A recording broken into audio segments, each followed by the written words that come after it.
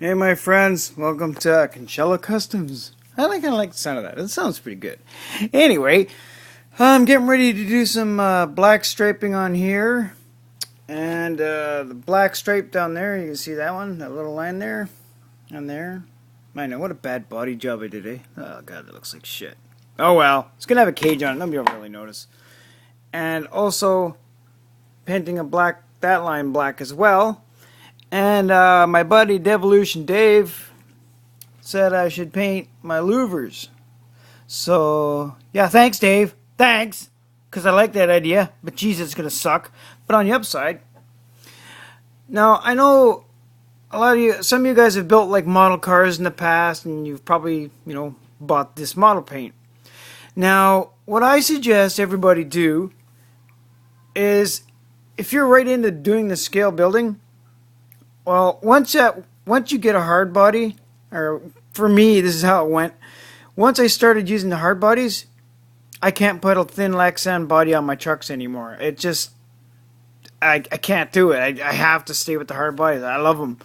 But anyway, as you may have seen in some of the videos and pictures, I've been, painting up. Andrew Bright is the one that gave me the color scheme to paint this truck, which I really appreciated, Andrew. I love that idea. The black and yellow. It's got the black stripe, basically black accent, yellow truck, black cage, and so I'm getting ready to paint the black stripes on here and give it a shot. I got my little brush. I got some tape. So I'm pretty good at painting, but you know how it goes. Once you screw it up, you're kind of screwed up. But now these louvers, because they're going to be such a pain in the ass, I'm using this kind of paint, as some of you have known. I treat my hard bodies nowadays like a model car. Paint the details in there. Do it. Like the window framing. Those little supports and whatnot. I'm going to try to be painting those silver, and the trim around the windshield silver. This little drip rail molding that goes along here. I'm going to try to paint that silver. Things like that. But anyway, and my grill. I might still cut these inserts out, although you can't do this whole one, but you can, do a section of it and put in some screen meshing like I did on my other truck. But anyway, back to the point. I like to treat my trucks nowadays as if I'm painting a model.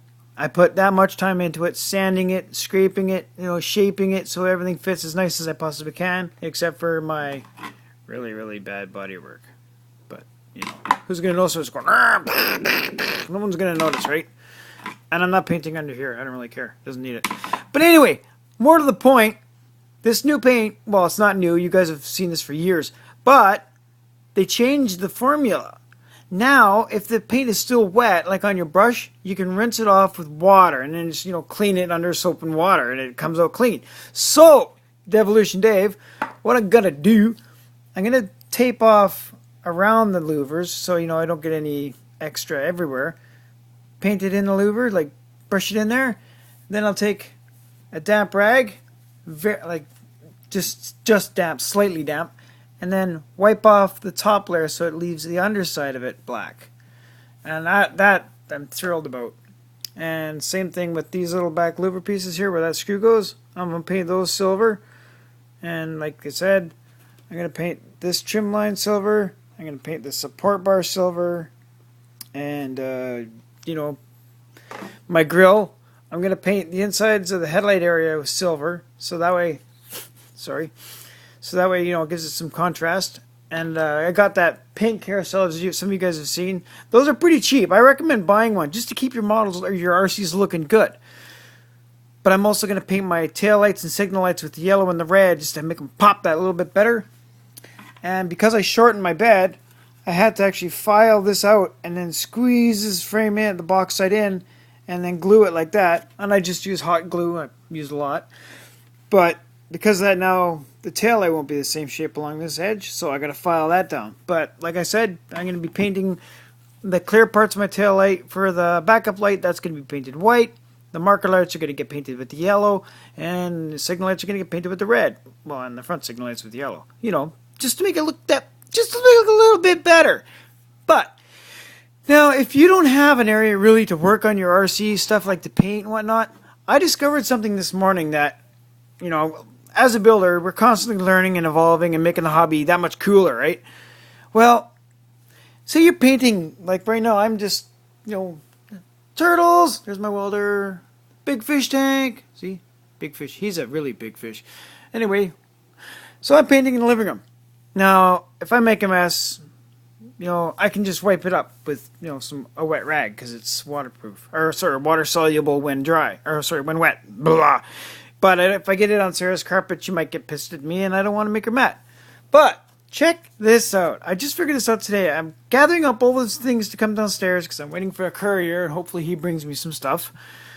And so amongst trying to pack all the stuff downstairs, I thought, well, I'll grab the spray paint can lid. You know, so when I get my damp rag, I can leave it inside of there so it doesn't, you know, touch anything. But check this out. That little hole in the middle. See, if you bump the paint with your brush, you go to put it in and brush it off. You're not going to tip the paint over anymore. And it won't, like when you're brushing it off, you're not going to get extra splash going around the outside. As you can see, I got a little bit of yellow right there from this morning. But I can just scratch that off.